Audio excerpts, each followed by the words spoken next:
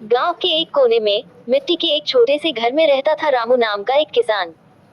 उसके पास ज्यादा जमीन नहीं थी, बस 2 बीघा खेत, एक बैल और कुछ पुराने औजार। लेकिन उसकी मेहनत और जिद बड़ी थी।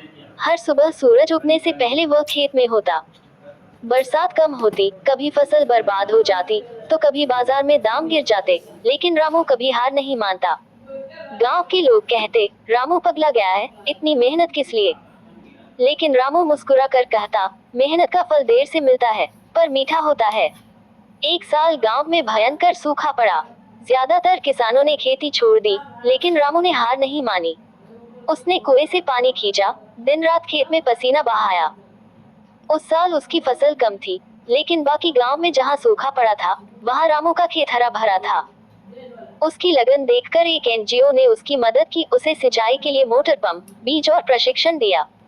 कुछ ही सालों में रामू ने अपने खेत को एक जैविक खेती का उदाहरण बना दिया। अब वह न केवल खुद के लिए उगा रहा था, बल्कि दूसरों को भी सिखा रहा था कि किस तरह कम संसाधनों में भी अच्छी खेती की जा सकती है। आज रामू पूरे जिले में जाना जाता है।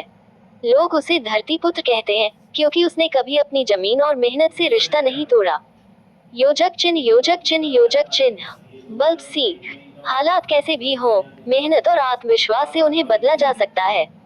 किसान सिर्फ अन्नदाता नहीं, बल्कि देश की रीढ़ होता है। अगर तुम चाहो, तो मैं ऐसी कहानी को कविता या नाटक के रूप में भी ढाल सकता हूँ।